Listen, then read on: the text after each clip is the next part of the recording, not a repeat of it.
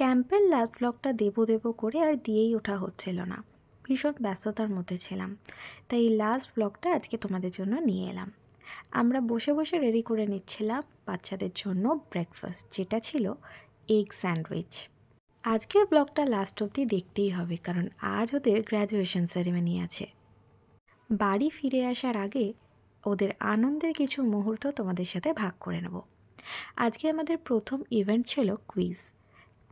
আর আগের ভিডিওতে তোমরা তো সকলে দেখেছো যে বাবাই আর অভির বার্থডে ছিল সেই দিন, তাই ফ্রুটি এবং চকলেটের একটু ব্যবস্থা করা হয়েছিল বাচ্চাদের জন্য আমাদের তরফ থেকে।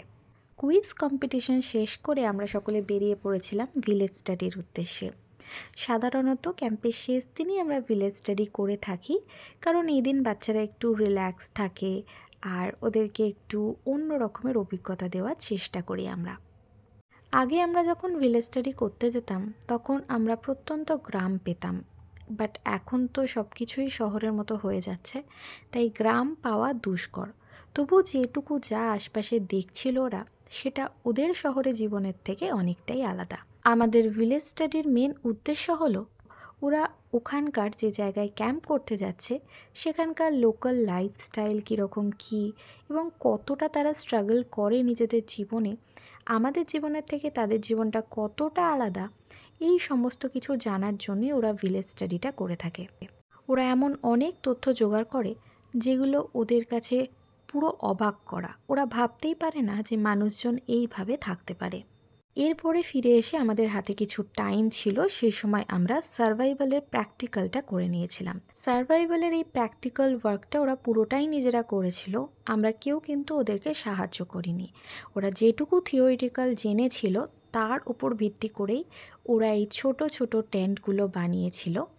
এটা আমরা ওদেরকে বলে থাকি যে কোথাও যদি তোমরা আটকে পড়ে যাও কোনো জঙ্গলে বা পাহাড়ে, যেখানে তোমাদেরকে মিনিমাল রিসোর্সের সাথে সারভাইভ করতে হবে, কিভাবে তোমরা সারভাইভ করবে আমাদের দেখাও। তো কেমন হয়েছে ওদের এই ছোট্ট ছোট্ট টেন্টগুলো, যেটা ওরা অপটু হাতে বানিয়েছিল, সকলে কমেন্ট সেকশনে জানিও। আর এখানে কিছু ফটো অ্যাটাচ করে দিলাম যেটা ওদের ওই দিন তোলা হয়েছিল। এরপরে ছিল আমাদের গ্র্যান্ড লাঞ্চ। গ্র্যান্ড লাঞ্চে ছিল পোলাও, চিকেন, স্যালাড, চাটনি, পাঁপড়। আর এখানে স্পেশাল আয়োজন করা হয়েছিল দুজন বার্থডে বয় এবং আমাদের উডবি কাপলকেও এখানে আইবুড়ো ভাত খাওয়ানো হয়েছিল।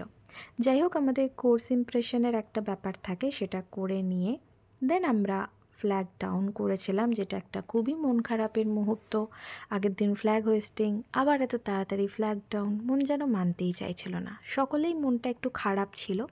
রাতে আমাদের আয়োজন করা হয়েছিল কচুরি এবং আলুর দমের। আর এবার কিছু পিকচার অ্যাটাচ করে দিলাম, যেটা বললাম গ্র্যাজুয়েশন সেরিমনির। সকলে কত খুশি দেখো, কত আনন্দ দেখো, এতদিন তারা যে মেহনত করলো তার ফল তারা পেয়েছিল। তো সকলেই এখানে অনেক আনন্দিত ছিল। আর আমাদের একটা গ্রুপ পিকচারও দিয়ে দিলাম। কেমন লাগলো পুরো সিরিজটা জানিও।